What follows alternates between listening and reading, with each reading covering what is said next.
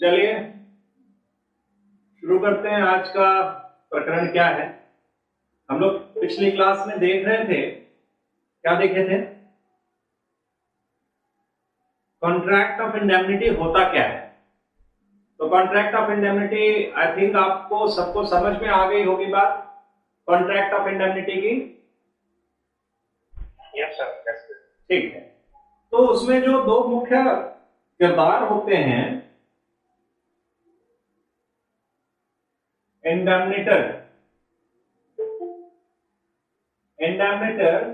और कौन होता है?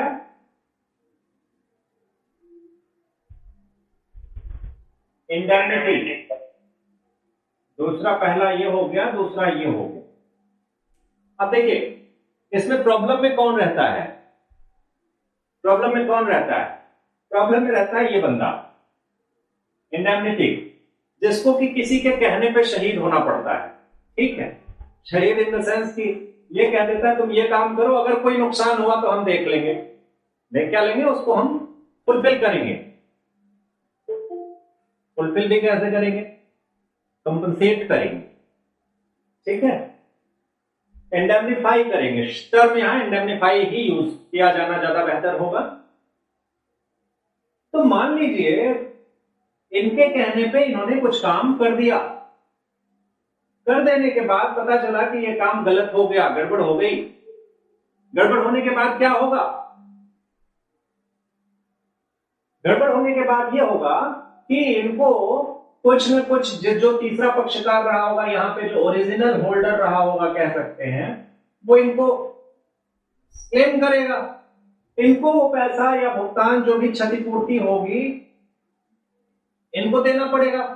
बाद में नहीं इनके कंसल्टेशन होगा, भैया हमारे आपके कहने से हमने किया और हमें नुकसान हुआ, अब आप इसकी भरपाई करो, इंडेमनिफाई करो। पहले तो ये फंस जाते हैं बेचारे।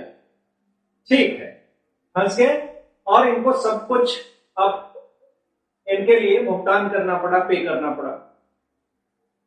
तो अधिकार की बात करेंगे। ये सब कार्य प्रणाली जब यहां पे निपट जाती है तब इनके अधिकार क्या होते हैं इंडेमनिटी के? जब ये कहें कि जब इनके ऊपर मुकदमा दायर किया जाता है, when indemnity is suit, then what the rights there are. बात समझ में आ रही? राइट्स इंडेमनिटी के क्या होंगे? तो ये 125 धारा 125 में इसके बारे में बताया गया है। तो हम लोग 125 को थोड़ा सा देखते हैं। साधारण है, कुछ कठिन नहीं है। अगर कॉमन सेंस से आप चलें तो क्या होगा? अगर इनके ऊपर मान लीजिए धारा 125 में हम पढ़ेंगे बाद में, पहले थोड़ा सा ऐसे ही समझने की कोशिश करें। क्षतिपूर्ति धारक, ठीक है, क्षतिपूर्ति धारक के अधिकार कब? जब उस पर मुकदमा लाया जाएगा। सही पार्टी जो होगी वो मुकदमा लाएगी। तो इनके अधिकार क्या हो सकते हैं? ऐसे ही आप समझिए, हमने आपके कहने पे कुछ किया तो उसमें मान लीजिए किसी और की संपदा, जैसे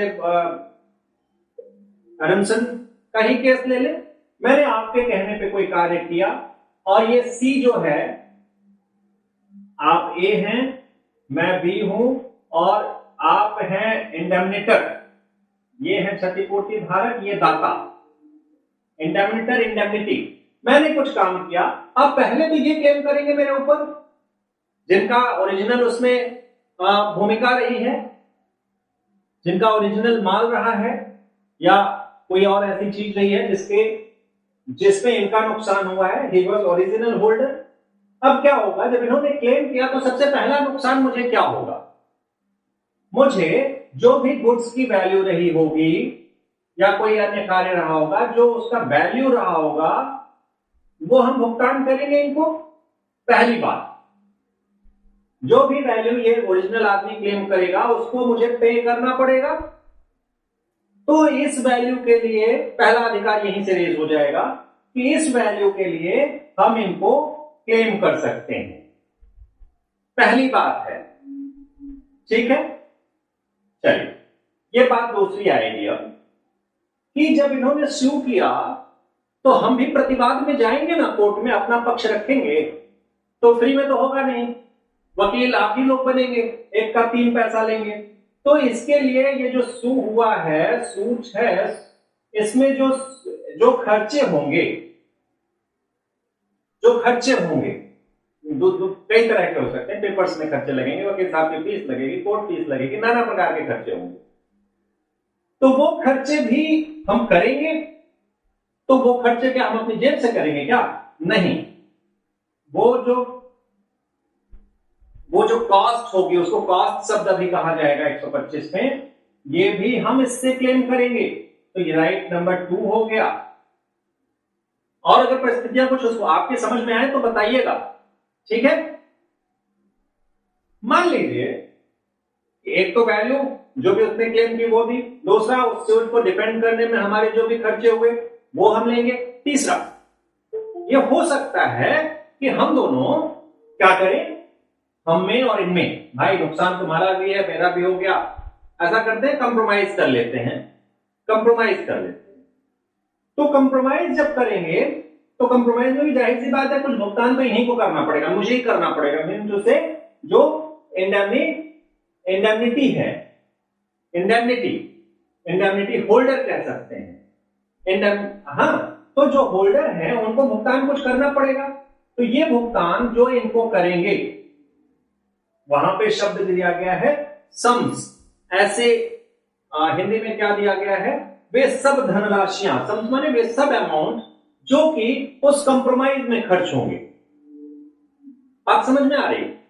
कंप्रोमाइज में जितना भी खर्च होगा, अब देखिए कंप्रोमाइज और ये सारी बातें आ रही हैं, वो एक शर्त के अधीन होंगी। वो शर्त क्या होगी कि जो भी कार्य ये करेगा, ये कैसे करेगा? प्रूडेंटली करेगा। जो भी कार्य ये करे, ये प्रूडेंटली करे। प्रूडेंटली माने क्या हुआ? प्रज्ञापूर्वक करे, जुडिशियस तरीके से करे, इंटेलिजेंटली करे, बुद्धिमानी पूर्वक करे। और यहां पे जो सम्स की बात आती है, कंप्रोमाइज की बात आती है, वो इस तरह से होना चाहिए मानो वो अपना कोई ऐसा मामला रहा होता तो उसमें वो वैसे ही करता। बात ध्यान देने वाली है कि एक तो प्रूडेंटली ये सारे काम किए जाने चाहिए, और अगर कंप्रोमाइज वाली बात आए तो वहां स्पेशली ये बात है कि अगर उसने कोई कार्य किया है तो वो इस तरह से किया जाना चाहिए कि मानो वो उसका अपना काम होता तो जैसे बिहेव करता, मतलब उसमें कोई फालतू की चीजें नहीं ऐड करेगा। जो ओरिजिनल लीगल एक्सपेंसेस या जो भी कंप्रोमाइज एक बेहतर तरीके से हो सकेगा इन फेवर ऑफ इसके नुकसान को ध्यान में रखते हुए, तो उस तरह से किया जाएगा। तो ये सम्स का भुगतान करेगा इन केस ऑफ कंप्रोमाइज। तो यही 3 जो अधिकार हैं, ये जो इंडेमनिटी होल्डर उसके अधिकार है। ये धारा 125 में, सेक्शन 125 में, 124 में आप इंडेमनिटी के बारे में पढ़ते हैं और 125 में इसको देखते हैं, ठीक है।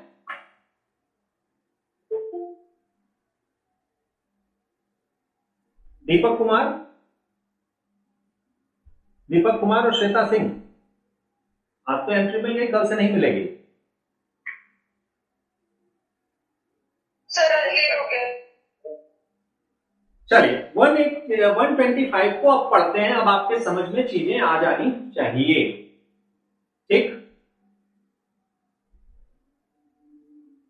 Rights of indemnity holder when suite, जब वाद लाया जाए इंडेमनिटी होल्डर पे, कौन लाएगा? जो ओरिजिनल बंदा होगा जिसको नुकसान वास्तव में हुआ है वो वाद लाएगा।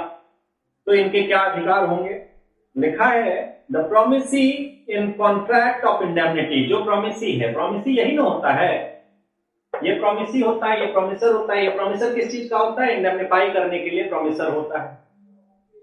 तो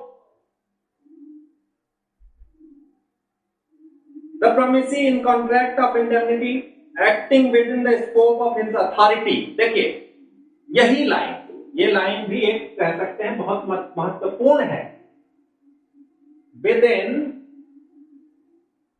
scope of his authority, ये वाली लाइन बहुत जरूरी है। वो अपने अधिकार क्षेत्र के, अधिकार कौन दिया है, इसकी जो लिमिटेशन इसके बनाई गई होंगी इंडेमनिटर के द्वारा, उस स्कोप में ही वो काम करे, तब उसको क्या होगा, is entitled to recover from the promisor. इस बात के अधीन रहते हुए वो क्षतिपूर्ति दाता से यानी प्रोमिसर से निम्न बातों को रिकवर करने का, बातें मतलब निम्न राशियां हैं, अमाउंट है, निम्न अमाउंट को रिकवर करने की उसके पास अधिकार मिल जाता है। पढ़िए, ऑल डैमेजेस, पहला जब भी कभी आप इसको लिखेंगे तो पहला पॉइंट होगा ऑल डैमेजेस, सभी प्रतिकर, सभी क्षतिपूर्ति। कौन सी क्षतिपूर्ति, ये पहला वाला है, जो भी इसको दिया होगा आपको प्रतिकर के रूप में पा सकता है, तो पहले को ध्यान में रखिए। हाँ, कौन बोल रहे भाई? अब मेरी तरफ से पूरा क्लियर है, इंटरनेट की कनेक्टिविटी है, आपके एंड से हो सकता है प्रॉब्लम हो। Okay, all damages which he may be compelled to pay in any suit in respect of any matter to which the promise to indemnify applies, जो मैंने पहले बताया, जिस मामले में इसने इंडेमनिफाई करने को कहा है, अगर उस मामले में इसको कुछ मूल्य देने को बाध्य किया जाता है, जब इस पर मुकदमा लगाएगा ये, तो ये बाध्य होगा ना देने को। अगर कोर्ट का ऑर्डर हो गया तो ही इज कंपेल्ड टू पे, and if he paid any value, ठीक है, जिसमें इसने कहा हुआ है काम करने को, तो वो ऑल डैमेजेस ये रिकवर कर सकता है, पहले बता चुके, वही बिंदु है। दूसरा, ऑल कॉस्ट्स, दूसरी बात, ये केवल इन्हीं तीन बिंदुओं में आप इसको याद रखेंगे, ऑल डैमेजेस, ऑल कॉस्ट, और लास्ट आएगा all sums, all costs which he may be compelled to pay in any such suit, if कोई अगर ऐसा वाद इसके खिलाफ लाया जाता है तो उसमें सारे कॉस्ट को पे करेगा। कॉस्ट में क्या आएंगी बातें, उसको देखिए, इन ब्रिंगिंग और डिफेंडिंग, भाई वाद ला भी सकता है, इसके ऊपर वाद लाया जाएगा तो उसको डिफेंड भी करेगा, ध्यान देने वाली चीज है।